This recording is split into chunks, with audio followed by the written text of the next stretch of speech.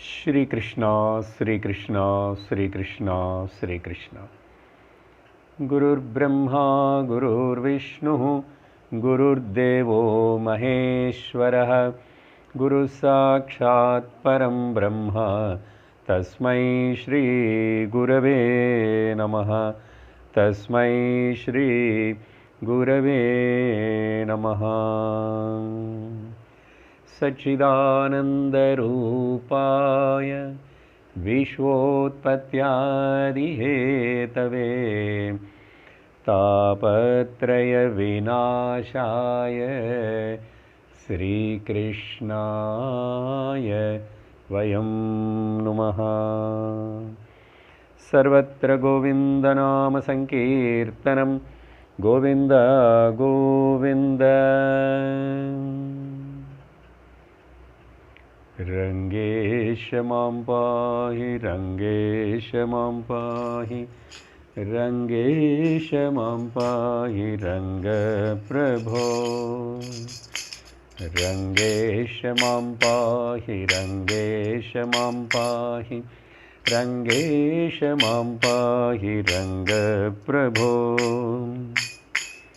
रङ्गेश मां पाहि रङ्गेश मां पाहि रङ्गेश मां पाहि रङ्गप्रभो। रङ्गेश मां पाहि रङ्गेश मां पाहि रङ्गेश मां पाहि रङ्गप्रभो। रङ्गेश मां पाहि रङ्गेश मां पाहि रङ्गेश मां पाहि रङ्गप्रभो। रङ्गेश मां पाहि रङ्गेश मां पाहि रङ्गेश मां पाहि रङ्गप्रभो। रङ्गप्रभो रङ्गप्रभो रङ्गप्रभो रङ्गप्रभो रङ्गप्रभो रङ्गप्रभो रङ्गप्रभो रङ्गप्रभो। रङ्गेश मां पाहि रङ्गेश मां पाहि रङ्गेश मां पाहि रङ्गप्रभो।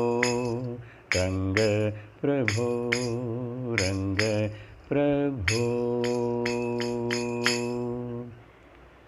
श्री रंगनाथ स्वामी की जय।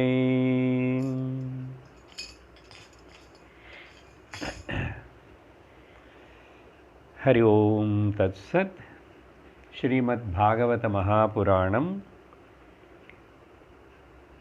పంచమ స్కందములో ఋషభదేవ చరిత్రను చూసిన తర్వాత, ఆ ఋషభదేవుడి యొక్క ఉపదేశమును విన్న తర్వాత, గడచిన సత్సంగములో మనం ఆయన పెద్ద కుమారుడైనటువంటి భరతుడి యొక్క చరిత్రమును విన్నాం. ఆ భరతుడు ఆ జన్మలో తపస్సు చేయుటకు గండకీ నది చక్రనది తీరమునకు వెళ్ళి కూడా అక్కడ తపస్సు చేస్తూ సన్యాసిలాగా జీవిస్తూ ఉన్నటువంటి ఆ భరతుడికి ఒక జింక పిల్ల మీద ఏర్పడినటువంటి బంధం వ్యామోహం వలన ఆయన ఆ జన్మలో ఆ మనుష్య శరీరంలో ముక్తిని పొందలేక మరొక జన్మలో వెంటనే జింక పిల్ల అయి పుట్టాడు. కానీ పూర్వజన్మ విషయమన్నీ జ్ఞాపకం ఉన్నందువలన ఆయన జాగ్రత్తగా ఆ జింక శరీరంలో ఉంటూ కూడా మహాత్ముల యొక్క సాంగత్యంలో ఆశ్రమములలో తిరుగుతూ ఆశ్రమం చుట్టూ ఉంటూ అక్కడే జీవిస్తూ ఆ జింక శరీరాన్ని ప్రారబ్ధము ముగించే వరకు వదిలేందుకు కాచి చూస్తూ, ఆ సమయం వచ్చినప్పుడు జింక శరీరమును వదిలి ఆయన మరలా వచ్చే మరొక జన్మలో, తర్వాత జన్మలో అంగీరస గోత్రమును చెందినటువంటి ఒక వైదిక బ్రాహ్మణుడి యొక్క ఇంట్లో పుట్టాడు. ఇలా యోగభ్రష్టులైనటువంటి వాళ్ళు, యోగభ్రష్టులు అంటే ఎవరు? ఈ జన్మలో చాలా సాధనలు అన్నీ చేసి కూడా ఆ పరమపదమైనటువంటి మోక్షమును ముక్తిని పొందలేక మధ్యలోనే భ్రష్టమైనటువంటి వాళ్ళు. కానీ వీళ్ళకి ఏమీ నష్టం ఉండదు. భ్రష్టులైనా కూడా వీళ్ళని మరు జన్మలో, వచ్చే జన్మలో వాళ్ళు చక్కటి అనుగుణమైనటువంటి స్థలములో, ఇళ్లల్లో పుడతారు. దానిని భగవంతుడు భగవద్గీతలో యోగభ్రష్టుల గురించి అర్జునుడు వేసినటువంటి ప్రశ్నకు సమాధానం చెప్తూ, వీళ్ళు శ్రీమంతులైనటువంటి వాళ్ళ యొక్క కుటుంబములో, ఓకే, శుచీనాం శ్రీమతాం గేహే యోగభ్రష్టో విజాయతే అథవా యోగినామేవ కులే భవతి ధీమతాం. యోగుల యొక్కయో చక్కటి కుటుంబములయో, జ్ఞానుల యొక్క కుటుంబములు కూడా మరలా పుట్టేందుకు అవకాశం ఉంటుంది. కాబట్టి యోగభ్రష్టుడికి మరలా కిందకి దిగిసారిపోడు, ఒక్కొక్క మెట్టు ఎక్కి పైకి వస్తూనే ఉంటాడు, ఒక జన్మ నష్టమైనా కూడా అనేటువంటిది మనకి ఈ కథ మూలంగా, భరతుడు చరిత్ర మూలం తెలుస్తుంది. అలా పుట్టినటువంటి ఆ భరతుడు, ఆయనకు అక్కడ ఏమిటి అనేది పేరు ఇక్కడ సుఖదేవులు వారు చెప్పటం లేదు. ఆయనకి జడభరతుడు అని చెప్పి మనము పిలుస్తూ ఈ రోజున మనము జడభరత ఉపాఖ్యానం అని ఆయన చేసిన ఉపదేశమును వినబోతున్నాం. ఆ కథ కూడా మీకు అక్కడ వరకు చెప్పాను. అలా జడభరతుడంటే జ్ఞాని అవధూతుడుగా తిరుగుతూ ఉన్నటువంటి ఆ జడభరతుడిని ఒక రాజు తన యొక్క పల్లకీని మోయించుటకు పిలిపించాడు. ఆయన ఎవరని తెలియదు, ఏదో కూలివాడులాగా శరీరము బలిష్టంగా ఉన్నది, ఇక్కడ కూర్చొని ఉన్నాడు ఊరికినే అని చెప్పి పిలుచుకొచ్చారు. ఆ పల్లకీని మోస్తున్నప్పుడు ఆయన కింద నడుస్తున్నటువంటి జీవులు, క్రిములు, చీమలన్నిటిని తొక్కకుండా ఉండాలని ఆయన కొంచెం కాళ్ళు అటు ఇటు వేస్తూ జాగ్రత్తగా చూస్తూ నడుస్తున్నప్పుడు ఈ పల్లకీని సరిగ్గా మోయటం అనేటువంటిది ఆరుగురితో కలిసి ఆయనకి కష్టమైనది. అప్పుడు పల్లకి కొంచెం ఎగుడు దిగులు వచ్చినప్పుడు అన్ని చోట ఈయన ఇట్లా పక్కకి అడుగులేస్తూ నడుస్తున్నప్పుడు ఆ పల్లకి సరిగ్గా మోయటం లేదు. కాబట్టి రాజుకి లోపల కూర్చున్నటువంటి రహుగణ రాజు, శౌరదేశ రాజు అయినటువంటి రహుగణుడికి కోపం వచ్చింది. కోపం వచ్చి ఆయన చాలా తిట్టడం మొదలుపెట్టాడు. ఇక్కడ వరకు మనం చూసాము గడిచిన సత్సంగమునందు. వ్యంగ్యముగా అపహాస్యము చేస్తూ, ఓ అన్నా, ఏమిటి నువ్వు ఒక్కడివేనా మోస్తున్నావు ఈ పల్లకిని? చూడు చూడు ఎట్లా, నీకు బతకటం ఇష్టం లేదా ఏమిటి? నేనెవరినో తెలుసా? నేను రాజుని, శిక్షిస్తాను, దండిస్తాను, నీ ప్రాణాలే తీసేస్తాను అని చెప్పి ఇట్లా అనేక విధాములుగా ఏవం బహ్వబద్ధమపి భాషమాణం నరదేవాభిమానం, ఇలా అనేక రకమైనటువంటి తప్పుడు భాష, తప్పుడు మాటలు మాట్లాడుతూ దేహమే తను అనుకుంటూ అభిమానపడేటువంటి ఆ రాజు రజస తమస అనువిద్ధేన, రజోగుణము తమోగుణము చేత ఆవరించబడినటువంటి మనస్సు గలవాడైనటువంటి ఆ రాజు మదేన, మదముతోటి గర్వముతోటి తిరస్కృతాశేష భగవత్ ప్రియనికేతం పండితమానినం, భగవత్ భక్తుడైనటువంటి పరమ భాగవతుడైనటువంటి జ్ఞాని అయినటువంటి ఆ జడభరతుడిని స భగవాన్ బ్రాహ్మణ, చూడండి జ్ఞానికి భగవాన్ అనే సంబోధనం చేస్తున్నారు శుకమహాముని వారు. బ్రాహ్మణుడైనటువంటి భగవంతుడికి సమానమైనటువంటి, ఎందుకంటే పరమ భాగవతుడైనటువంటి,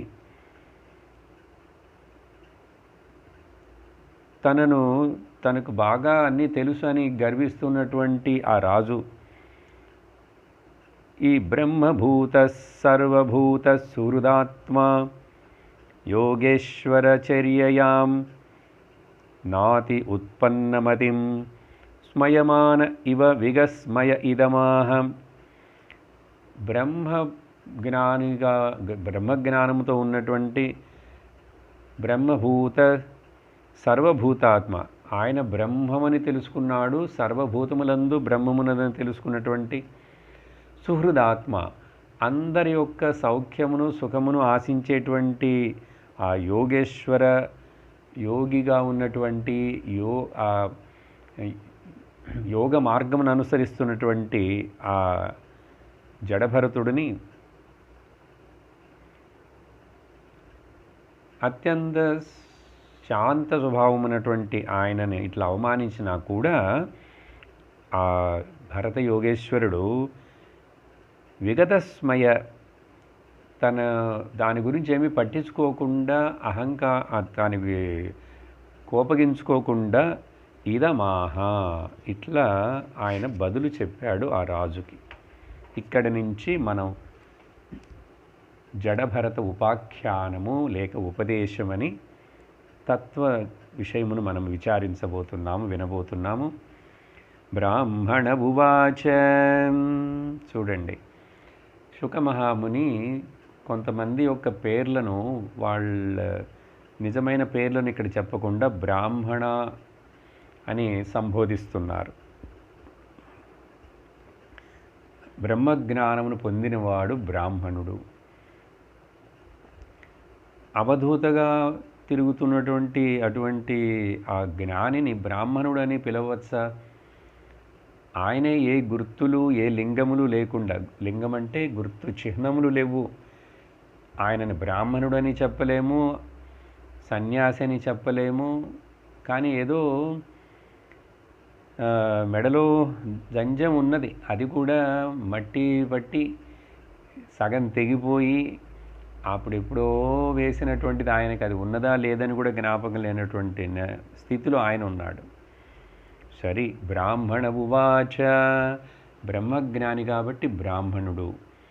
ఇలాగే భాగవతంలో కొన్ని సందర్భములలో అటువంటి జ్ఞానుల యొక్క పేర్లు కొన్ని చెప్పకుండానే అక్కడక్కడ బ్రాహ్మణుడు అని చెప్పి సంబోధిస్తారు సుఖదేవులు వారు. ఏం చెప్తున్నారు? త్వయోదితం వ్యక్తమవిప్రలబ్ధం భర్తు సమే స్యాద్యది వీరభారః గంతుర్యది స్యాదధిగమ్య మధ్వా పీవేతి రాశౌ నవిదాం ప్రవాదః. ఎప్పుడైతే ఆ రాజు ఆ పల్లకీలో కూర్చొని ఆ పక్కన కట్టినటువంటి ఆ కట్టని ఇట్లా తీసి ఈయనను చూస్తూ ఇలా మాట్లాడాడో, ఆ పల్లకీని మోస్తున్నటువంటి ఆ భరత యోగీశ్వరుడు ఆయనని అట్లా ఒక చూపు చూశాడు. ఆ చూపే ఆ రాహుగణ యొక్క రాజా హృదయంలో పోయి ఒక కంపనంని కలిగించినది. ఈయన ఎవరిని ఇంతకుముందు ఇట్లా నేరుగా కళల్లో చూడలేదు. ఎందుకంటే ఈయన లోకమునకు అతీతముగా ఉంటూ జనులు ఉన్నారా, పోయారా, వస్తున్నారా, ఏమి జరుగుతున్నది కూడా గమనించకుండా, తన జ్ఞానస్థితిని తెలియజేయకుండా లోకమునకు తిరుగుతున్నవాడు. ఆ రహుగణ రాజు యొక్క అదృష్టం, ఆయన ఏమి పుణ్యం చేసి ఉన్నాడో, ఆయన యొక్క ఏదో ఆయన దగ్గర పరిపక్వత ఉండబట్టే ఇటువంటి యోగేశ్వరుడు యొక్క దృష్టి ఆయన మీద పడినది. ఇది ఎలాగంటే భగవద్గీతలో కృష్ణుడు దగ్గర ఉన్నటువంటి జ్ఞానమును బయటికి రప్పించేందుకు ఒక ఆవు యొక్క పొదుగులో ఉన్నటువంటి పాలని మనము పిండుకోవాలంటే, పితకాలంటే ముందు దూడను పంపించాలి. దూడ వెళ్ళి ఎప్పుడైతే తన నోటితోటి అమ్మ యొక్క ఆ పొదుగుని తాకుతుందో వెంటనే ఆ ఆవు చాలా పాలని ఇవ్వటం మొదలు పెడుతుంది. కాబట్టి ఎటువంటి దూడ ఆ పిల్లని పంపిస్తే ఆ ఆవు పాలిస్తుందని పాలు పితికే వాడికి తెలియాలి. కాబట్టి ఆ భగవద్గీత ధ్యాన శ్లోకంలో ఇటువంటిది సర్వోపనిషదో గావః దోగ్ధా గోపాలనందనః. ఉపనిషత్తులు అనే ఆ యొక్క ఆవు నుంచి పాలుని పితకాలంటే అర్జునుడిని దూడగా చేశాడుట కృష్ణుడు. పార్థో వత్స సుధీర్భోక్త దుగ్ధం గీతామృతం మహత్. ఎప్పుడైతే అర్జునుడు చిన్న ఆవు పిల్లగా అయినాడో ఆ ఉపనిషత్తులనే ఆవులు ఆ జ్ఞానమును వర్షించినాయి. అలాగే ఇక్కడ ఈ జడభరతుడు లేకపోతే ఎవరికి తెలుస్తుంది ఈయన యొక్క స్థితి ఉన్నాడు ఇటువంటి జ్ఞాని అని. కాబట్టి ఆ రాసు మూలముగా ఈయనలో ఉన్నటువంటి జ్ఞానమును బయటికి రప్పించుటకు, ఆ జ్ఞానగంగ ప్రవహింపచేయుటకు అర్హత ఉన్నటువంటి రాజుగా ఉన్నాడు. కొంచెం అభిమానముతోటి ఉన్నవాడే కానీ మంచివాడే. ఆ సమయంలో అక్కడ కొంచెం దేహాభిమానము, కోపం అన్నీ వచ్చినాయి. సరే, బ్రాహ్మణ ఉవాచ, ఏం చెప్తున్నాడు జడభరతుల వారు? ఓ రాజా, నువ్వు చెప్పింది నిజమే. ఓకే, నువ్వు ఒక్కడవేనా బరువుని మోస్తున్నావు, ఇట్లా ఇట్లా అనేవేవో మాట్లాడావు కదా. నేను అసలు బరువును ఎక్కడ మోస్తున్నాను? ఈ శరీరమే మోస్తున్నది. శరీరం నేనైతేనే కదా, నేను శరీరమును కాదే. అనేక ఎముకలు, మాంస ముద్దలతో కూడినటువంటి ఈ శరీరము పంచభూతముల యొక్క ప్రోగు మాత్రమే, ఇది కుప్ప. కాబట్టి నేను శ్రమపడలేదు. నువ్వు చెప్పింది నీ మాటల్లో నిజం ఉందని చెప్పి ఆయన దాంట్లోంచి తత్వమును తీసుకుంటున్నాడు. నువ్వు అన్నావు కదా, ఓ శ్రమించావా, నీ ఒక్కడివేనేంటి శ్రమపడ్డావు. సో శరీరము ఏదో చేస్తుంది కానీ నేను ఏమీ చెయ్యలేదు అంటూ నువ్వు చెప్పినటువంటి ఈ మాటలు ఉన్నాయే, అవి నిజమే, సత్యమే. కాబట్టి బాగా బలిష్టంగా ఉన్నది, లావుగానే ఉన్నావు కదా. కానీ ఎట్లా అన్నాడు వ్యంగ్యముగా, ఓ చాలా చిక్కిపోయినాడు, బలహీనుడిగా ఉన్నావు అని చెప్పి అపహాస్యం చేస్తున్నాడు. అప్పుడు బలముగా ఉన్నది ఇదిగో ఈ శరీరమే కదా. శరీరాన్ని గురించి నువ్వు మాట్లాడుతున్నావు. ఆత్మ అనాత్మ వివేకం తెలియని వాళ్ళు ఇలా మాట్లాడతారు అని చెప్పి, స్థౌల్యం కార్ష్యం వ్యాధయ అధయశ్చ క్షుత్రుర్భయం కలిరిచ్చా జరాచ నిద్రారతి మన్యురహం అదశుచో దేహేన జాతస్య హి మే న సంతి. లావుగా ఉండటము, చిక్కిపోయి ఉండటము, రోగముతో ఉండటము, లేక మనస్సు యొక్క పీడలతోటి ఉండటము, ఆకలి దప్పులు, భయము, ఇలా నిద్ర, కోరికలు, ముసలితనము, అహంకారము, గర్వము, శోకము, ఇవన్నీ కూడా దేహమునకు సంబంధించినవే. పంచభూతముల యొక్క సంఘాతమైనటువంటి, ఆ పంచభూతముల యొక్క ఉత్పత్తి అయినటువంటి ఆ మనస్సు దేహము యొక్క సంఘాతకమునే కానీ దేహాభిమానం ఉన్న జీవుడికే కానీ పుట్టుక లేని ఆత్మ అయినటువంటి నాకు లేవు. నమే సంతి, నాకు లేవు ఓ రాజా, తెలుసుకో అని చెప్పి రాజు మాట్లాడిన మాటలనే ప్రశంసిస్తూ, జీవన్ మృతత్వం నియమేన రాజన్ నద్యంతవద్యద్వికృతస్య దృష్టం స్వస్వామ్యభావో ధ్రువ ఈడ్య యత్ర తరుహుచ్యతే సౌ విధికృత్య యోగః. నువ్వు రాజువి, ప్రభువి, నువ్వు సేవకుడివి, దండిస్తాను అన్నావు కదా. నిజానికి నా శరీరము, ఈ శరీరం దేనితో చేయబడినదో నువ్వు అనుకుంటున్నట్టు నీ శరీరం కూడా ఈ మాంసం ముద్దే. అది పంచభూతముల యొక్క కలయిక వలన ఏర్పడినదే. కాబట్టి నువ్వు ఆజ్ఞాపించటం, సేవకుడు నీ పని అటువంటిది అనుసరించటం, ఇవన్నీ కూడా స్థిరము కాదు. అది దేహమే, ఇది దేహమే. కాబట్టి నువ్వు నీకు శిక్షిస్తాను, దండిస్తాను అని అంటున్నావే, ఇవన్నీ ఇట్లా మాట్లాడినవన్నీ కూడా పిష్టపేష. పిష్టపేష అంటే ఎవరు సేవకుడు, ఎవరు యజమాని, ఎవరు ఎవరిని మోస్తున్నారు? అందరినీ ధరించి ఉన్నటువంటిది ఆత్మయే కదా. అందరి యందున్నది శ్రీహరియే కదా, అంత అంతరాత్మ. సరే, నువ్వేదో అజ్ఞానంలో ఇట్లా మాట్లాడుతున్నావు, నేనేం చేయాలి నీకు? ఇప్పుడు ఏం చేయమంటారు? కానీ నువ్వు మాట్లాడేదంతా చూస్తే పిష్టపేష అంటే ఇంకొకటి ఏమిటంటున్నారు? ఉన్మత్తమత్త జడవత్ సంస్థాం గతస్య మే వీర చికిత్సితేన. నేనే ఈ శరీరమును ఒక పాత బట్టను వదిలేసినట్లుగా ఉమ్మేసేసాను. నోటిలో ఏదైనా చేదుగానో తినకూడని నోట్లో పడితే వెంటనే చేస్తాం, ఉమ్మేసేస్తాం. అట్లాగే ఈ దేహమును నేనే దీని వలన ఏమి ప్రయోజనము లేదని, ఇది పంచమహాభూతముల యొక్క ఇదని చెప్పి నేను జడనుగా ఆల్రెడీ పిచ్చివాడుగా మత్తెక్కిన వాడుగా జడుడుగా ఉండే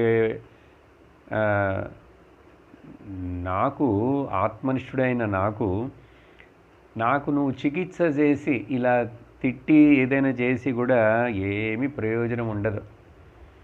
నేనే ఈ శరీరాన్ని ఇట్లా చాలా అసహించుకొని దీనిని నాది కాదని చెప్పి దూరముగా చినిగిపోయిన ఒక పాత బట్టను ఎట్లయితే వదిలేసేస్తామో, నాకు దీని మీద ఇది ఉన్నదని కూడా నాకు తెలియదు, జ్ఞాపకం లేదు.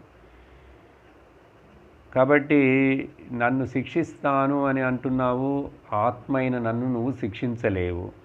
నువ్వు మాట్లాడే మాటలన్నీ కూడా వ్యర్థమే. పిష్టపేషణ అంటే రుబ్బిన పిండినే మళ్ళీ రుబ్బినట్లు, దాంట్లో ఏమీ సారం లేదు. పిష్టపేషణే అని చెప్పి ఇలా జడభరతుడు ఎప్పుడైతే మాట్లాడాడో, దీని వలన వెంటనే రహుగణుడికి ఆయన యందు ఆల్రెడీ కొంచెం మంచి సాధన చతుర్య సంపత్తి ఉన్నది కాబట్టి, చక్కగా విని గ్రహించగలిగినటువంటి శక్తి ఉన్నవాడు కాబట్టి, వెంటనే ఆయనకి ఈ మాటలు చాలా చక్కగా తోచినాయి. జ్ఞానం విచారముతో కూడినటువంటి మాటలుగా ఉన్నాయి అని చెప్పి అతనికి ఆ యోగ్యత ఉన్నది కాబట్టి అర్థం చేసుకోగలిగాడు.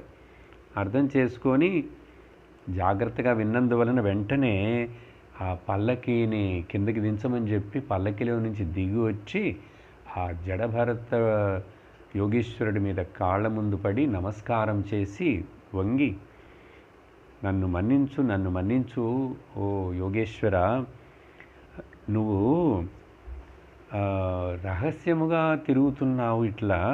ఎవరు నువ్వు ఎక్కడికి, ఏ ఊరికి చెందినవాడు, నీ పేరేమిటి? నువ్వు నన్ను ఇట్లా ఈ నా అజ్ఞానములో నుంచి విడిపించుటకు వచ్చినటువంటి యోగీశ్వరుడైనటువంటి ఆ కపిల భగవానుడువా నువ్వు? ఎందుకంటే ఈయన రాజు ఎక్కడికి వెళుతున్నాడంటే, ఈ రఘుగణ రాజు కపిల ముని ఆశ్రమమునకు సత్సంగమునకు వెళుతున్నాడు. అది విషయం. కాబట్టి ఆ కపిల దేవుడివే నువ్వు ఈ రూపంలో వేరే వేషంలో వచ్చావా ఏమిటి?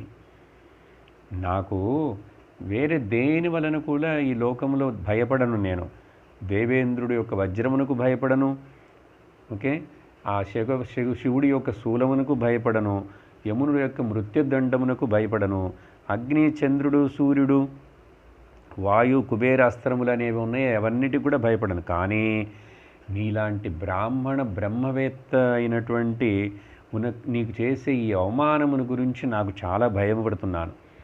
ఎందుకంటే దీనికి మించినటువంటి ఒక తప్పు పాపం ఇంకొకటి లేదు. బ్రాహ్మణులను, బ్రహ్మవేత్తలను అవమానించటం, కించపరచటం, హేళన చేయటం వలన వచ్చేటువంటి పాపం ఏమిటనేది నాకు తెలుసు. కాబట్టి ఈ రఘుగణ రాజు బాగా సత్సంగములు కొన్ని విని మంచి ఆధ్యాత్మిక చింతలో ఉన్నవాడే. లేకపోతే ఇటువంటి యోగేశ్వరుడి యొక్క తోటి సంగమం ఎట్లా దొరుకుతుంది, ఇట్లాంటి సాంగత్యం? కాబట్టి ఓ అవధూత, సంసారంలో ఏ ఆసక్తి లేకుండా ఉన్నటువంటి వాడు నువ్వు. నీ పలుకులు, నువ్వు మాట్లాడి నీ కొన్ని మాటలే నాకు చాలా కనువిప్పు చేసినాయి. అహం చ యోగేశ్వరమాత్మతత్వవిదాం మునీనాం పరమం గురుం వై ప్రష్టుం ప్రవృత్తః కిమిహారణం తత్ సాక్షాత్ హరిం జ్ఞానకళావతీర్ణం. ఇంత జ్ఞానకళావతీర్ణమని ఈ శ్లోకంలో చెప్పినటువంటి పదముల వలన ఇవి రఘుగణుడు చెప్తున్నాడు. దీని వలన తెలుస్తుంది జ్ఞానకళావతారం అంటే కపిల భగవాన్ శ్రీహరి యొక్క సాక్షాత్ హరిం జ్ఞానకళావతీర్ణం.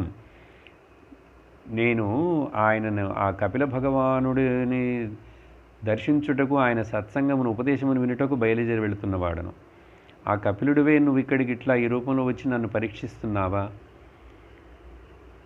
కాబట్టి నేను ఎందుకు వెళుతున్నానంటే ఆయన దగ్గరికి ఈ సంసారంలో, లోకంలో దేనిని శరణం పొందాలి అని అడుగుటకు వెళుతున్నాను. అడిగి తెలుసుకోవాలని నేను బయలుదేరాను. కానీ మార్గంలో మీరు దర్శనం ఇచ్చారు నాకు ఏర్పడినటువంటి ఇంకా ఈ శరీర అభిమానము అజ్ఞానమును తొలగించుటకు, కనువిప్పు చేయుటకు అని చెప్పి ఆ రఘుగణుడు కొంచెం అజ్ఞానముతోటే ఏవో ప్రశ్నలు వేసి తెలుసుకోవాలని, అప్పుడు జడభరతుడు జ్ఞాని అని ఈయన గుర్తించి కానీ ఇంకా శరీరాభిమానము అహంకారము కొంచెం ఉన్నాయి కాబట్టి అజ్ఞానముతోటి 3 ప్రశ్నలు వేస్తున్నాడు. చూడండి, ఈ ప్రశ్నలు మనకు తెలుపుతాయి ఇతడు ఇంకా ఎంతటి అజ్ఞానములో ఉన్నాడు అని. ఆ తరువాత జడభరతుడే చెప్తాడు, నువ్వు మాట్లాడేదంతా కూడా అజ్ఞాన సంబంధమైనదని. దృష్టశ్రమ కర్మత ఆత్మనో వై భర్తుర్గంతుర్భవతశ్చానుమన్యే యదా సతోదానయనాద్యభావాత్ సమూలం ఇష్టో వ్యవహార మార్గ. ఇతడి యొక్క అజ్ఞాన భాషణం మొదట ఒక ఉదాహరణ చెప్తూ ఏమంటున్నాడంటే, మొదటి ప్రశ్నలాగా నేను అనుకుంటున్నాను, బరువు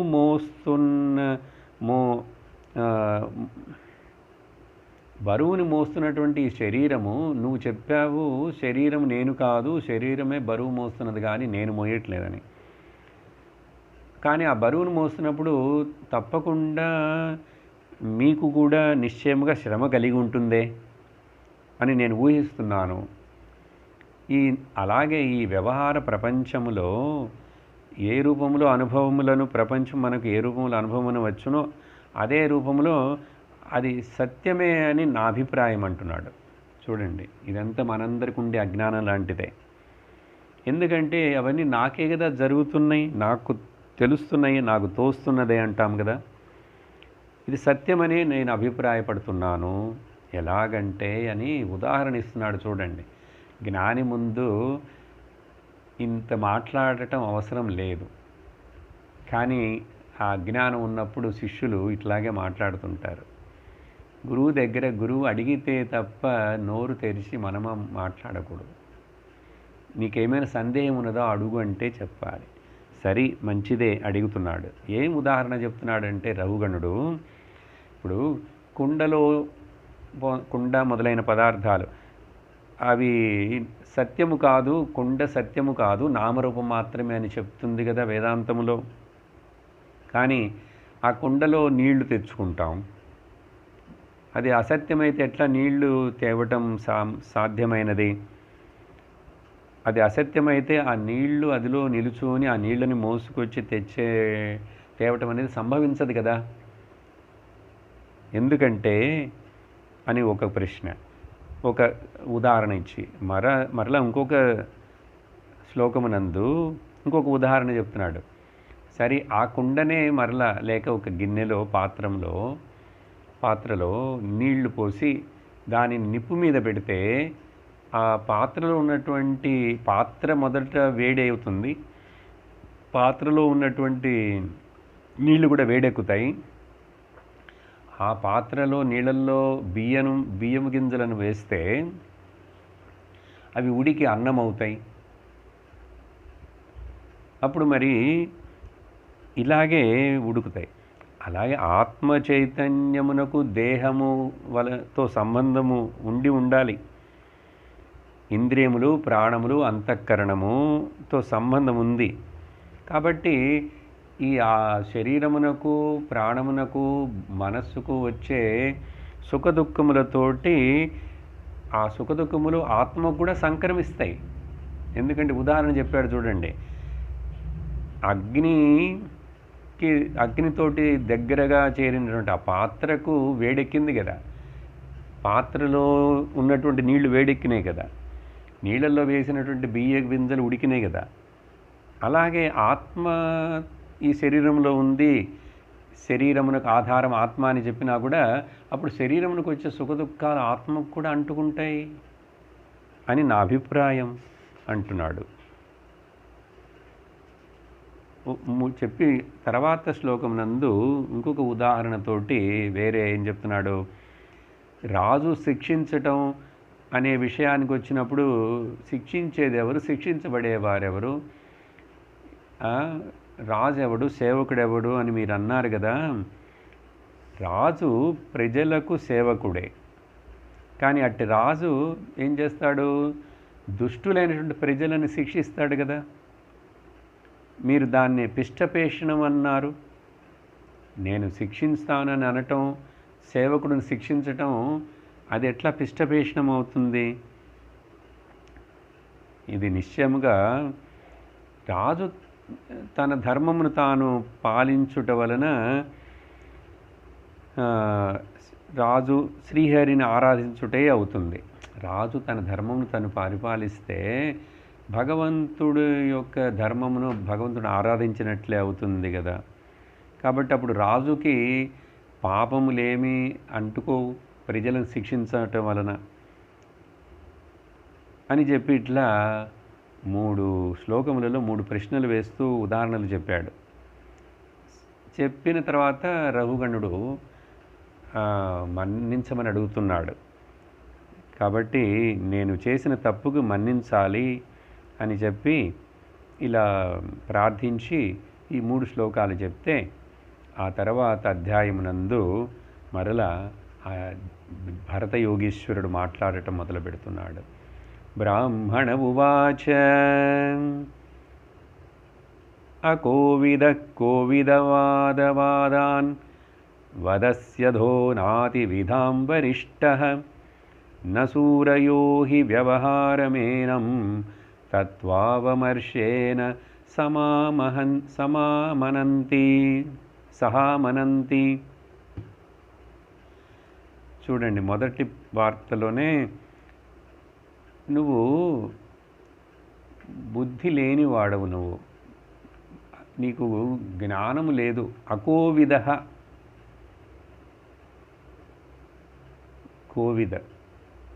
కోవిదవాదవాదాన్, కానీ మంచి తెలివితేటలు లేవు నీకు, కోవిదుడు కాదు, కానీ కోవిదుడులాగా అన్నీ తెలిసినవాడులాగా మాట్లాడుతున్నావు. భగవద్గీతలో కూడా భగవంతుడు మొదట ఉపదేశం ప్రారంభించినప్పుడు 2వ అధ్యాయంలో 11వ శ్లోకంలో అర్జునుడితో ఇట్లాగే అన్నాడు, నువ్వు పండితుడిలాగా చక్కగా మాట్లాడుతున్నావు, మంచి మంచి విషయాలు చెప్తున్నావు, కానీ నువ్వు దుఃఖిస్తున్నావు, ఏడుస్తున్నావు. కానీ నీకు తెలుసా, పండితులైన వాళ్ళు ఇట్లా ఏడవరు, దుఃఖపడరు. అశోచానన్వశోచస్త్వం ప్రజ్ఞావాదాంశ భాషసే గతాసూన గతాంసూంశ్చ నానుశోచంతి పండితాః. ఓ రఘుగణ రాజా, కోవిద్, ఇప్పుడు చూడండి, ఈ కోవిదే కదా ప్రపంచం మొత్తాన్ని ఆడిస్తున్నది. కోవిడ్-19 కోవిద్, అదే స్పెల్లింగ్ ఇంగ్లీష్లో రాస్తే కోవిదవాదవాదాన్. వివేకంతుడు పలికినట్టు పలుకుతున్నావు, కానీ నువ్వు చెప్పే ఈ మాటల్లో వ్యవహార ప్రపంచ విషయం అంతా చెప్తున్నావు కదా, వాటిల్లో సత్యము లేదు. సత్యమును దర్శించినటువంటి తత్వజ్ఞులు మహాత్ములు నువ్వు చెప్పి వాక్యములు వాళ్ళు ఒప్పుకోరు, యథార్థములని చెప్పరు అని చెప్పి ఈ వేదములను నిందిస్తున్నట్లుగా ఒక శ్లోకం అండి. భరత ఋషి చెప్తున్నాడు, యోగేశ్వరుడు. ఈ వేదముల యందు ఒక లోపం ఉన్నది, డిఫాల్ట్. ఏమిటంటే ఈ వైదిక వ్యవహారము కూడా లోక వ్యవహారముగానే భావించాలి. ఎందుకంటే గృహస్థాశ్రమం సంబంధించినటువంటి చాలా విశదీకరించి చాలా విషయాలను, యజ్ఞ యాగాదులను ఇవన్నీ వేదము చాలా బోధిస్తుంది. వేదం యొక్క పూర్వకాండ చాలా పెద్దదండి. వేదం యొక్క అంతం ఓకే అంతభాగం చాలా చిన్నది, ఉపనిషత్తులు వచ్చే వేదాంతం. కానీ ముందు భాగం కర్మకాండ చాలా చెప్పబడినది, అన్ని బోధిస్తున్నదే. ఇవన్నీ కూడా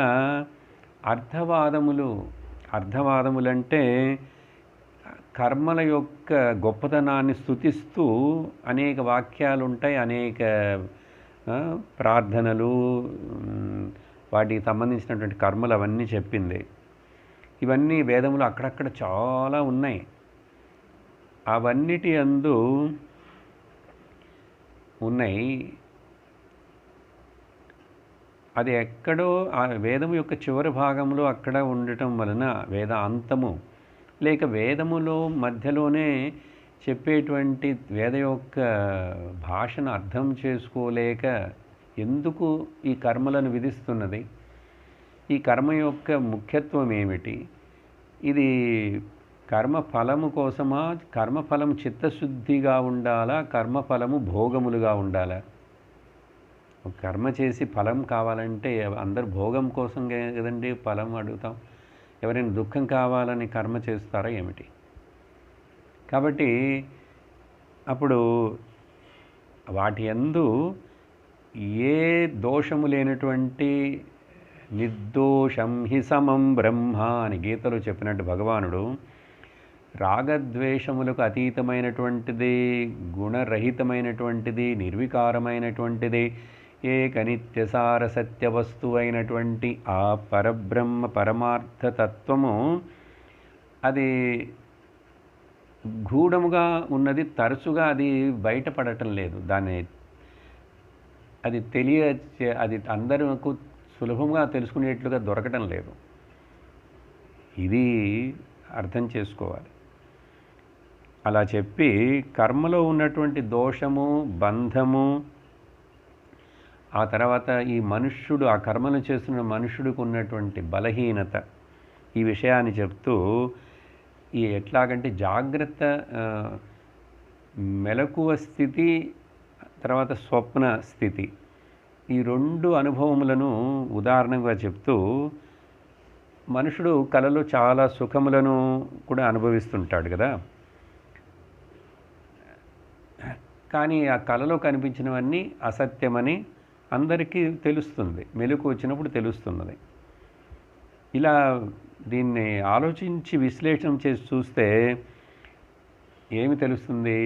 కలలో ఎట్లా అయితే అవన్నీ కూడా సత్యములు కావని తెలిసినది, ఈ గృహస్థాశ్రమంలో ఉంటూ మెలకుగా ఉన్నప్పుడు చేసే యజ్ఞయాగాదులు వీటి వలన ఏదో సుఖం వస్తుందని అనుకోవటం, అదే కళలు ఎట్లా అయితే అనిత్యమో అవన్నీ ఇక్కడ కూడా ఇవన్నీ అనిత్యమే అని చెప్పి ఇవన్నీ విడిచిపెట్టదగినవే. ఏమిటి చెప్తున్నారు ఇప్పుడు ఇక్కడ చూడండి. ఈ తత్వ ఉపదేశం గ్రాడ్యువల్గా ఈ కర్మ భాగంలో నుంచి మొదలు పెడుతున్నారు. కర్మలో ఉన్నటువంటి దోషం ఏమిటి? కాబట్టి ఇలా వీటిలో కూడా అనిత్యం ఉన్నది, అవి శాశ్వతము కాదు అని చెప్పి కళలు లాంటివి ఇవన్నీ. కానీ తెలుసుకోవట్లేదు. ఒక మనుషుడు తనంతట తానుగా ఈ విషయాన్ని తెలుసుకోలేడు. సరే, వేదాంత వాక్యములు గొప్పవే, వేదాంతం వింటే వెంటనే అర్థమవుతున్నదా, తెలుసుకుంటున్నాడు అంటే అట్లాగూ తెలుసుకోలేకపోతున్నాడు. ఎందువలన తెలుసుకోలేకపోతున్నాడంటే వీడికి పరిపక్వత లేదు. ఆ శ్రవణ అభ్యాసమును చేయవలసినంత కాలము చేయకపోతే అవి అర్థం కాదు. అట్లా చెప్తూ తర్వాత శ్లోకంలో చెప్తున్నారు, మనుష్యుడి యొక్క ఏమిట్లా ఉన్నది దేనికంటే వాడి మనస్సు కారణం. ఆ మనస్సు 3 గుణముల యొక్క ప్రభావము చేత అది పనిచేస్తుంటుంది అని చెప్తూ, యావన్మనో రజసా పూరుషస్య సత్వేన వా తమసా వానురుద్ధం చేతోభిరాకూతిభిరాతనోతి నిరంకుశం కుశలం చేతరం వా. ఎంత కాలం వరకైతే ఈ మనుష్యుడి యొక్క మనస్సు సత్వ రజస్ తమో గుణములకు వశమై ఉంటుందో, అది 3 గుణములతోనే ఎప్పుడు తిరుగుతూ ఉంటుంది. గుణములతో కూడినది మనస్సు. అప్పుడు వరకు ఆ మనస్సు మీద ఆ మనిషికి నిగ్రహం చేయటం అనేటువంటిది రాదు. ఎప్పుడైతే ఆ నిగ్రహం ఉండదో అట్టి మనస్సు ఏమవుతుందిట, జ్ఞానేంద్రియములు కర్మేంద్రియములు సహకారంతో అదేమి చేస్తుంటుంది, ఆ మనస్సు పుణ్యపాపములను కలిగించేటువంటి కర్మలను చేస్తూ ఉంటుంది అని చెప్పి,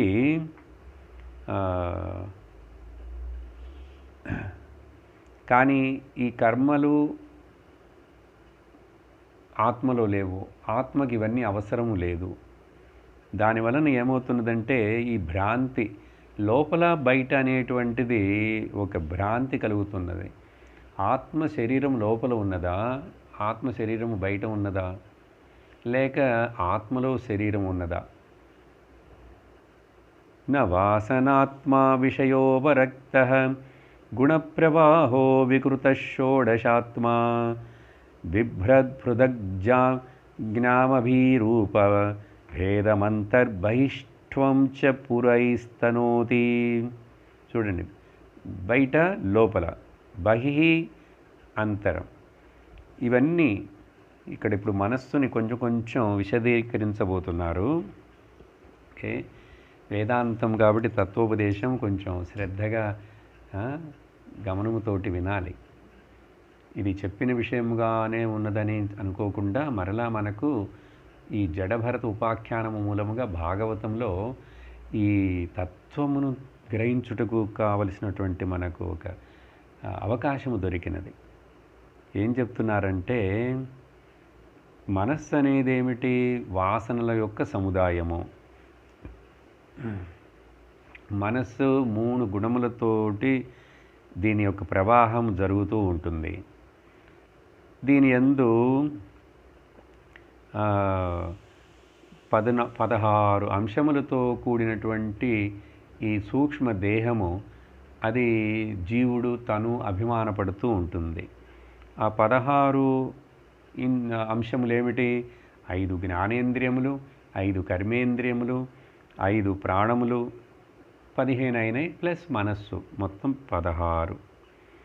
ఇది ఏమిటవుతుందంటే, ఈ మనస్సు ఇదే 16, కానీ వేరువేరు జన్మలలో ఈ మనస్సే వేరువేరే శరీరములను రూపములు తీసుకుంటుంది.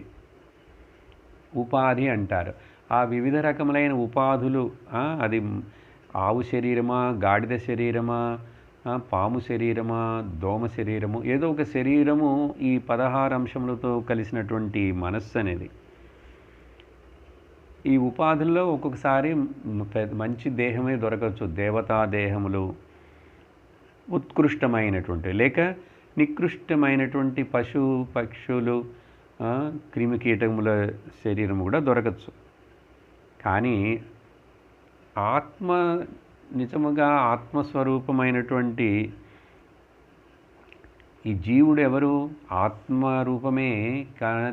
తనను తాను చిన్నవాడిగా చిన్నదిగా అభిమానపడుతూ నేను ఈ శరీరమునకు పరిధి అయినటువంటి వాడుననే ఒక భావం, ఈ తప్పు భావము పేరే అజ్ఞానం అండి.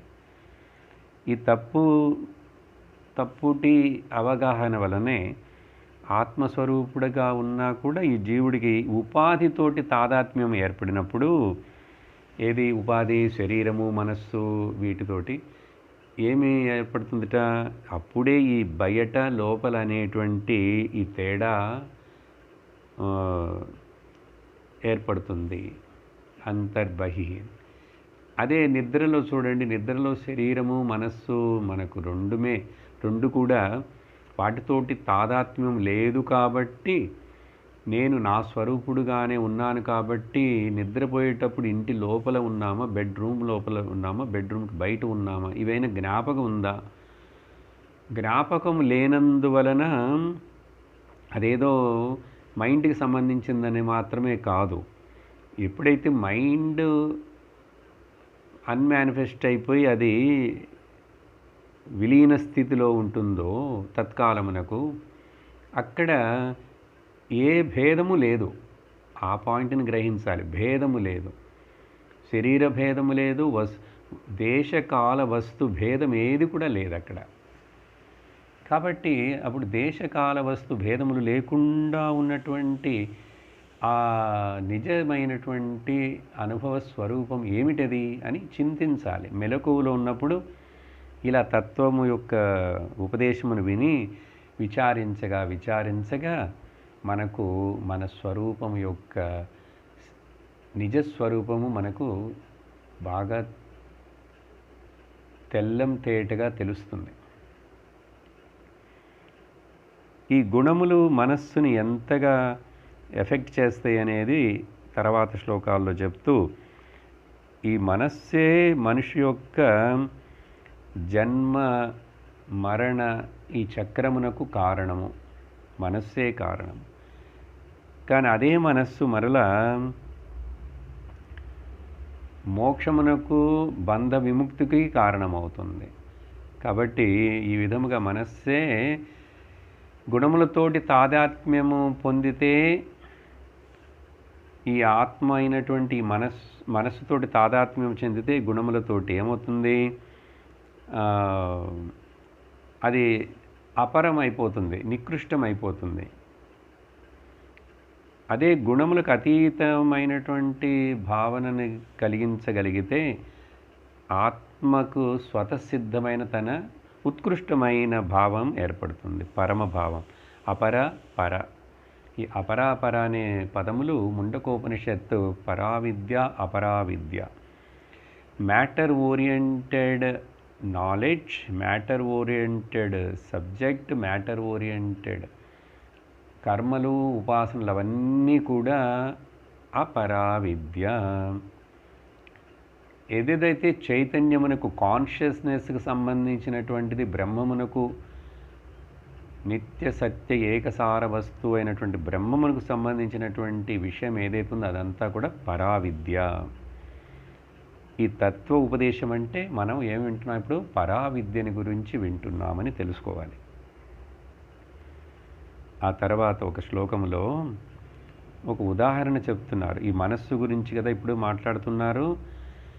ఈ మనస్సు యాక్టివ్గా ఉన్నంత వరకు, దీనిలో ముఖ్యంగా రజో తమో గుణములు డామినేట్ చేస్తున్నంత వరకు ఈ మనస్సుకు ఈ తత్వజ్ఞానము అంటదు, ఒబ్బదు. కాబట్టి ఈ భోగముల యందే ఆసక్తి ఉన్నటువంటి మనిషికి మనస్సే దుఃఖమునకు కారణమవుతున్నది. కానీ అదే మనస్సు గుణములకు అతీతముగా మెలగటం తెలుసుకుంటే అది ఆత్మస్వరూపం నందు తాను అది విలీనమైపోయి మోక్షమునకు కారణమవుతుంది. ఎట్లాగంటే ఉదాహరణ చెప్తున్నారు చూడండి. ఒక దీపంలో నెయ్యి దీపం, ఇక్కడ నెయ్యి ఉదాహరణ చెప్పబడినది. ఆ ఒత్తి పెట్టాము, వెలుగుతున్నది. ఎప్పుడైతే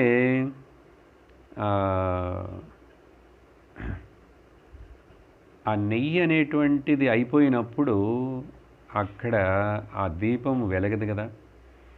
సో నేతిని పీల్చటం వలన ఏమవుతుంది? అది మండుతూ ఉంటుంది, పొగ వస్తుంది కొంచెం పైన, ఇట్లా ఆ జ్వాలను సృష్టిస్తుంది. కానీ అదే దీపం నేతిని గ్రహించటం లేదంటే నెయ్యి లేదు అక్కడ. నెయ్యి లేదు కాబట్టి ఒత్తి ఆ దీపము వెలుగుతున్నది ఇంకా ఉండదు. అలా కొంచెంపై లేకుండా అయిపోతుంది. ఇప్పుడు అది లేకుండా అయిపోయినందువలన, అక్కడ లేకుండా ఉన్నందువలన ఆ అగ్నియే లేకుండా అయిపోయిందా? అగ్ని పాయింట్ జాగ్రత్తగా గమనించండి. అగ్నితత్వం అనేది లేకుండా అయినదో? అట్లా కాదు, అగ్నితత్వం ఉంది. అగ్నితత్వం తన యందు తాను లయించి ఉన్నది వ్యక్తం అవ్వకుండా మహాభూతాగ్నిలో విలీనమైపోయింది కదా. అట్లాగే ఈ గుణకార్యములతోటి సంబంధం ఉన్నటువంటి ఈ ధర్మ కర్మలని చెప్పి వీటిలో తగులుకున్న ఈ మనస్సు వచ్చి ఎప్పుడైతే విషయ భోగములను పుణ్యపాపములని ఈ లంపటను వీటన్నిటిని వదిలేస్తుందో అప్పుడు ఏమవుతుంది? అక్కడ ఎట్లయితే ఆ చిన్న దీపం అనేటువంటిది వెలగటం మానేసినందువలన ఏమైంది? సమష్టి మొత్తం అగ్నిలో ఆ అగ్ని తన స్వరూపంలో తను వెళ్ళిపోయింది. ఇలా మనస్సు అనేటువంటిది ఆత్మలో లయించిపోతే సమష్టి మనసులో లయించాలి మొదట.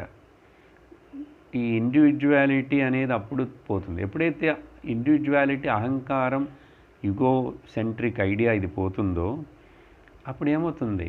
ఉన్నది ఏమిటి? అప్పుడు సమష్టిగా ఉన్నది ఏమిటి? మొత్తం యచ్చేత్ వాంగ్ మనసి ప్రాజ్ఞ తద్యచ్చేత్ జ్ఞాన ఆత్మని కఠోపనిషత్తులో ఈ ప్రక్రియను ఇట్లా చెప్పబడింది. యచ్చేత్ వాంగ్ మనసి, నామరూపములన్నీ కూడా నువ్వు నోటితోటి చెప్పేవే, కళ్ళతోటి చూసేవే కదా. మనస్సుని ఈ కళ్ళను అంటే నామరూపములను ఎప్పుడైతే యచ్చేత్ వాంగ్ మనసి ప్రాజ్ఞ మనస్సులో లయింపచేస్తామో, మనస్సుని బుద్ధిలో లయించేట్టు చేస్తామో, బుద్ధి తద్బుద్ధేశాంత ఆత్మని ఆ బుద్ధి శాంతి స్వరూపమైనటువంటి ఆత్మలో లయింపచేస్తామో, ఆ శాంతమైనటువంటి ఆత్మ మహత్ సమష్టి బుద్ధిలో మొదలు యచ్చేత్ వాంగ్ మనసి ప్రాజ్ఞ తద్యచ్చేత్ జ్ఞాన ఆత్మని మహతి నియశ్చేత్. మహతి అంటే సమష్టి బుద్ధి, హిరణ్య గర్భుడికి పేరు మహత్. అది దానిలో విలీనమైన తర్వాత తద్యచ్చేత్ శాంత ఆత్మని, శాంతి స్వరూపమైనటువంటి ఏ యొక్క ఒడుదుడుకులు, మార్పులు, గుణములు ఏమీ ఎఫెక్ట్ అవ్వకుండా ఉన్నటువంటి ఆ పరమాత్మతత్వం శాంతి స్వరూపమని తెలియబడుతుంది, అనుభవపడుతుంది. అది ఏదో ఎక్కడో లేదు, మనమే అది అయి ఉన్నాము.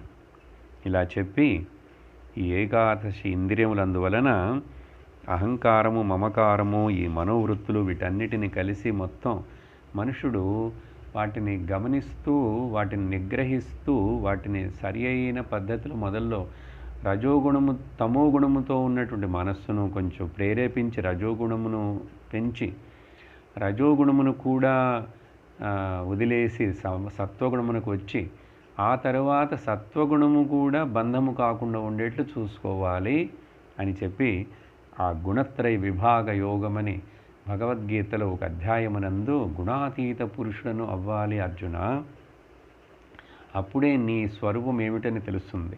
ఈ దేహము, మనస్సు, ఇంద్రియములు, గుణములు వీటికి ముఖ్యత్వం ఇస్తున్నంత వరకు అవి మనల్ని బాధిస్తూనే ఉంటాయి. నువ్వు ఎప్పుడైతే ముఖ్యత్వం ఇవ్వటం వదిలేశావో అవి మనల్ని ఏం చెయ్యవు. అలా చెయ్యాలంటే ఏమిటో తెలుసా మార్గము? ద్రవ్యస్వభావాశయ కర్మకాలే ఏకాదశామి మనసో వికారాః సహస్రశతస్తతః సహస్రశతశః కోటిశ్చ క్షేత్రజ్ఞతో నభిధో న స్వతస్యుః. చూడండి ఇక్కడ ఇప్పుడు ఈ ద్రవ్య స్వభావము కలిగినటువంటి కర్మకు కారణమైనటువంటి ఏకాదశి మనోవికారాః. ఓకే, కొన్ని చోట్ల 11 అని చెప్తారు, కొన్ని చోట్ల 16 అని చెప్తారు. కాబట్టి ఇక్కడ ఏకాదశ్యామి మనసో వికారః. సో మొదట 5 కర్మేంద్రియములు, 5 జ్ఞానేంద్రియములు ప్లస్ ఒక మనస్సు, వీటి యొక్క వికారాలు ఆ తర్వాత అనేక పర్మిటేషన్స్ అండ్ కాంబినేషన్స్. దానికి ఇక్కడ ఏం చెప్తున్నారంటే సహస్ర శత కోటి అనేక కోటి కోటి కోటి రకములుగా నామరూపాలు, తర్వాత వాటి యొక్క వికారాలు ఇవి అనంతముగా ఏర్పడుతూనే ఉంటాయి. కానీ ఎన్ని వికారాలు ఏర్పడినా కూడా వికారరహితముగా ఉన్నటువంటిది, ఆధారభూతమైనటువంటిది ఒక సినిమా కనిపించినటువంటి సినిమా తెర ఆధారం సినిమా దాని మీద పడుటకు. కానీ ఆ ఆధారముగా ఉన్నటువంటి సినిమా తెర మీద ఈ సినిమా వలన ఏర్పడేటువంటి వికారాలు, మంట కానీ, నీళ్లు కానీ, చావులు కానీ, బతుకులు కానీ ఆ తెర మీద ఏవైనా వికారాన్ని కలిగిస్తాయా? కలిగించలేవు. అప్పుడు ఆ తెర లాంటిది ఇక్కడ వికారరహితమైనటువంటి, అన్నిటికీ ఆధారముగా ఉన్నటువంటి ఆ తెర లాంటిది ఏంటిది? క్షేత్రజ్ఞ. ఆత్మకి ఒక పేరు చక్కటిది. భగవద్గీతలో ఒక అధ్యాయమునకు క్షేత్రజ్ఞ విభాగ యోగం అనే పేరు ఇవ్వబడినది. అక్కడ భగవంతుడు చెప్తాడు, క్షేత్రజ్ఞం చాపి మాం విద్ధి సర్వక్షేత్రేషు భారత. క్షేత్రం అంటే స్థలము, చోటు, పొలము. ఆ పొలము అయినటువంటి క్షేత్రం అనేటువంటిది ఈ శరీరము, మనస్సు, ఇవన్నీ. ఈ మనస్సు, శరీరం అనే ఈ క్షేత్రంలో, పొలములో అనేక కణుపు గడ్డి పోచలు పెరుగుతున్నాయి, వాసనలు. ఆ కణుపులు అవన్నీ ఉన్నంత వరకు అక్కడ పంట పండదు. అందుకనే ఆ కణుపులన్నీ తీసేస్తూ ఉండాలి. అవసరం లేని గడ్డి మొక్కలు, ఆ పిచ్చి మొక్కలన్నింటినీ పెరికేసి వేస్తుండాలి కదా అప్పుడప్పుడు. ఆ కలుపులు తీయకపోతే ఆ పంట పండదు, పెరగదు. అలాగే ఈ రకరకములైనటువంటి వికారాలు, వాసనలతో కూడినటువంటి క్షేత్రములో వాటన్నిటినీ ఎప్పుడైతే తగ్గిస్తామో, లేకుండా చేస్తామో, అప్పుడు ఏమవుతుంది? జ్ఞానం అనే పంట పండుతుంది. అక్కడ ఉన్నది ఎవరు? అసలు ఉన్నది జ్ఞానమే. అజ్ఞానం అనేది లేదు. ఎందుకంటే ఉన్నది ఆత్మ అనే కాబట్టి. కానీ అజ్ఞానం అనేటువంటిది ఒక కల్పన ఆత్మ మీద ఆరోపించబడి ఈ క్షేత్రములో ఇవన్నీ ఇలాంటి మార్పులన్నీ జరుగుతున్నాయి. కాబట్టి ఓ రహుగణ, క్షేత్రమునకు ఆధారమైనటువంటిది ఆ క్షేత్రజ్ఞుడు. ఎవరికి తెలుస్తున్నది శరీరం ఉన్నదని? నాకు తెలుస్తున్నది. మనస్సు ఉన్నదని ఎవరికి తెలుస్తున్నది? నాకు తెలుస్తున్నది. నాకు శరీరమునకు, ఒంటికి ఆరోగ్యం లేదని ఎవరికి తెలుస్తున్నది? నాకు తెలుస్తున్నది. ఆకలి అవుతున్నదని ఎవరికి తెలుస్తున్నది? నాకు తెలుస్తున్నది. కానీ ఆకలి అయినది ప్రాణమునకు, కానీ నాకు తెలుస్తున్నది ప్రాణమునకు ఆకలి అయినది అని. శరీరమునకు ముసలితనం వచ్చినదని నాకు తెలుస్తున్నది. ఇంతకుముందు చిన్న వయస్సులో ఉన్నప్పుడు, కుమారావస్థలో ఉన్నప్పుడు, కుమారిగా ఉన్నప్పుడు నేను అందముగా ఉన్నాను, ఈ శరీరం అందముగా ఉన్నదని నాకు తెలుసు. ఇప్పుడు ముసలితనం వచ్చి దీనికి వయస్సు అయినదని కూడా నాకు తెలుస్తుంది. కాబట్టి నాకు తెలుసు నాకు అనేటువంటి ఇది క్షేత్రజ్ఞుడు. అది నేను, నిజముగా నేను. ఆ క్షేత్రజ్ఞుడైన నేను ఈ వికారముల దేనికి కూడా నాకు అంటకుండా, సంబంధం లేకుండానే ఉన్నాను అని చెప్పి, ఓ రాజా, సత్తా స్ఫురణ రూపములో ఈ క్షేత్రజ్ఞుడు రెండుగాను ఉన్నాడు. కానీ మనోవికారములు అన్నీ కూడా ఈ మనోవికారాలు సత్తా స్ఫూర్తులకు, ఆత్మగా ఉన్నటువంటి అనాత్మలు, వాటితో వాస్తవముగా సంబంధం లేదు. ఈ సత్తా స్ఫూర్తి లేకుండా, ఉనికి ఎరుక లేకుండా ఆ మనస్సు అవన్నీ ఉంటాయి. నేను లేకుండా నా మనస్సు ఉంటుందా?